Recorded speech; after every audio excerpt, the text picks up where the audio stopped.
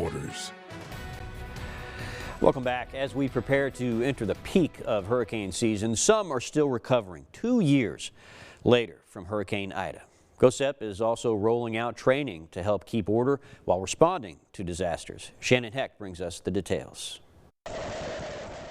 South Louisiana has come a long way in its recovery after Hurricane Ida in 2021. We're at about 25% of our highest number. Casey Tingle, the director of the Governor's Office of Homeland Security and Emergency Preparedness, says there are about 1,300 people still living in the state's temporary trailers. FEMA has about 2,000 in its temporary housing. But we know there are lots of families that remain in those units because of insurance issues and, contractors, materials, the cost of things. For those building back, the cost can be even harder during inflation. Some also are trying to build back stronger, like buildings able to withstand so many storms during the last few years. If we're going to put these funds into a project, we need to do it right the first time. One lesson learned from Hurricane Ida is that there needs to be smoother communication between state and local leaders on how best to get resources to those in need. GOSEP has been doing training exercises with elected officials so they can help the state point out areas that are the most vulnerable. They are on the front lines of what this looks like.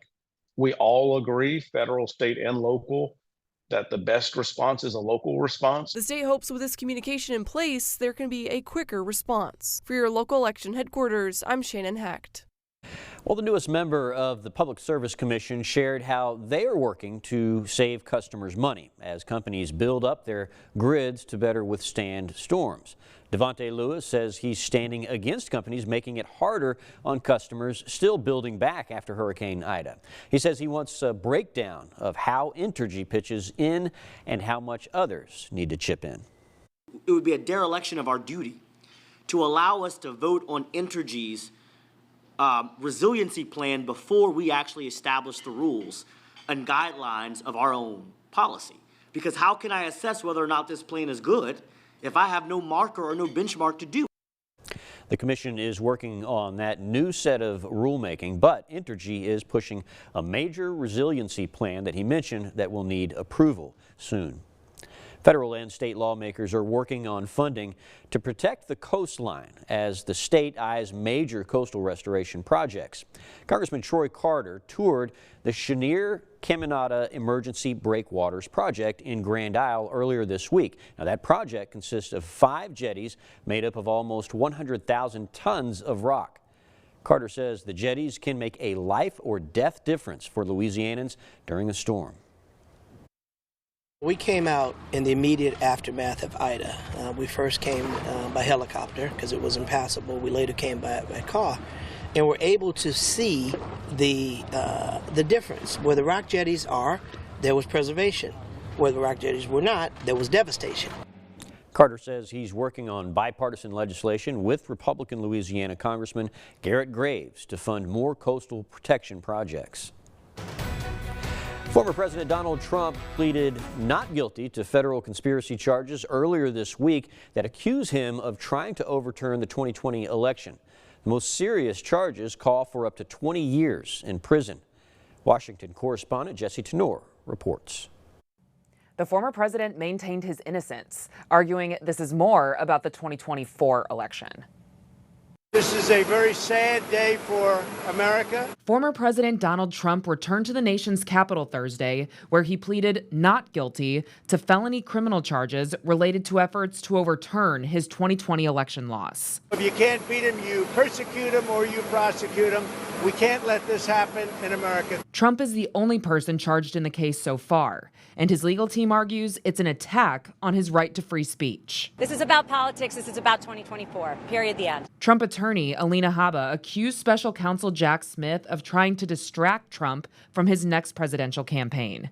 But Smith defended his case. We have one set of laws in this country, and they apply to everyone. Democrats, including California Congressman Adam Schiff, say there has to be accountability for the January 6th attack on the U.S. Capitol. If you give people a pass and you tell future presidents they can do anything they want, they can commit any violation of the law they want, and they'll never be held accountable, that would be very dangerous. But Republicans, including House Speaker Kevin McCarthy, argue the Justice Department is trying to interfere with the 2024 presidential election. It seems as though every time Trump's goes higher in the poll, he gets a new indictment.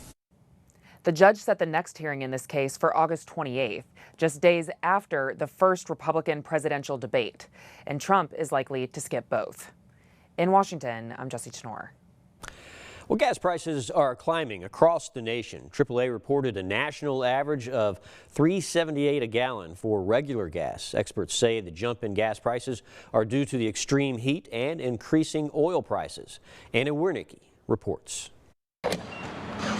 Your next tank of gas is going to cost you. We're $3.78 today, and it went up 3 cents, the national average overnight. Andrew Gross with AAA says if temperatures across the country keep climbing, so will gas prices. Refineries typically operate optimally between 32 degrees and 95 degrees. You get outside that and refineries don't like it. Gross says oil refineries can't run at full capacity when temperatures approach 100 degrees, and that limits supply. It's impacting oil production to the tune of 500,000 barrels a day. Gasoline inventories are at their lowest July level since 2015. Patrick DeHaan, head of petroleum analysis at Gas Buddy, says oil production cuts in the Middle East are also pushing up prices at the pump. The price of oil has been advancing now for 5 straight weeks. It stands at $81 a barrel. And DeHaan says the upcoming hurricane season could cause even more disruptions to the heart of the U.S. energy industry. A major hurricane in the Gulf of Mexico disrupting refineries could push the national average to over $4 a gallon.